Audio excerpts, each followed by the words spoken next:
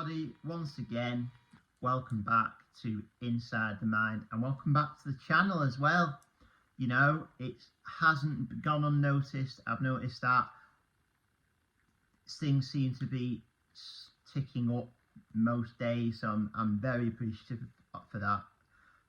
So yeah, obviously we're joined by a special guest tonight with my little friend. Hello. So yeah, we're going to get into the mind of Lord Voldemort tonight.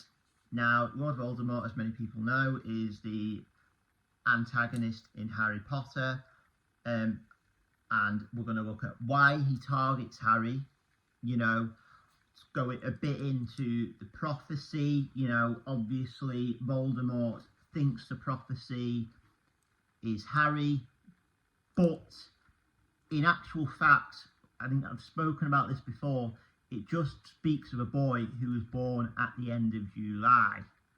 It doesn't specifically say who that boy was, and if you know from reading the books, he only hears part of the prophecy, so he just assumes that it is Harry Potter, and he actually marks him. He marks Harry Potter. Voldemort marks his own enemy himself, and he chooses Harry Potter. When those of you who watch the films, obviously, and read the books, know ultimately who it is that gets the snake in the end. It is Neville Longbottom. So yeah, Harry Potter isn't actually the one. It's Neville Longbottom who finishes the snake off, and you know, from reading the books, they do explain that.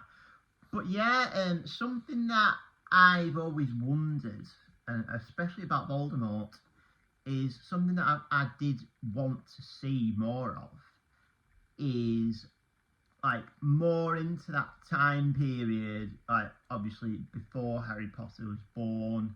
You know, like I've always wondered about a lot more about Voldemort, like when he was first on the rise, that first rise to power, because it's talked about in the film, it's talked about, but I'd love to see more of that time period, really.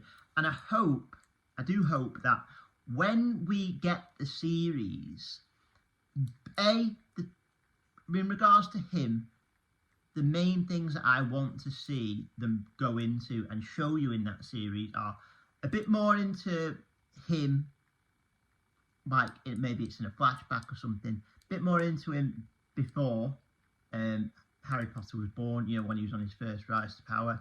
And something else I would like to see is that exchange between him and Dumbledore when he's a bit of a younger man, when he's going round like collecting the Horcruxes and sort of making them.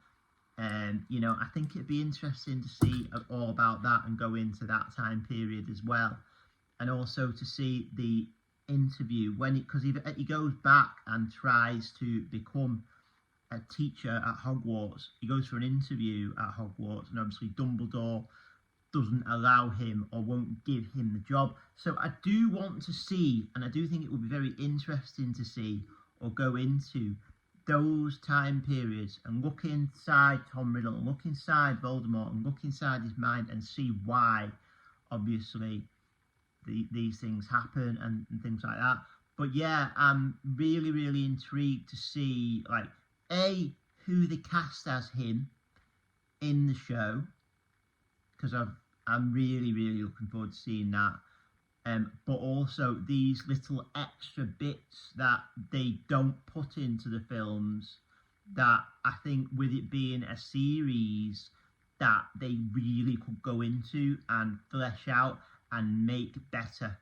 And that's what I really want to see from this series, is that just little bits like that inside a character, flesh the character out more, like make people understand the character more and things like that. And I do think that they will do that in this series, and I'm really looking forward to seeing it. But yeah, so Voldemort, you know, he's a very complex character.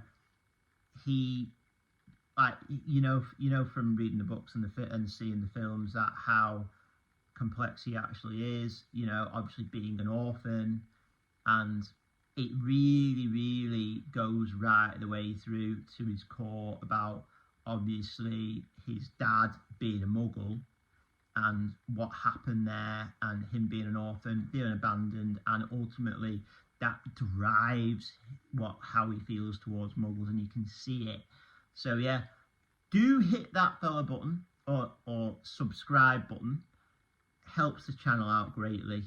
I am so appreciative of that, and I shall see you for the next one right here on Inside the Mind.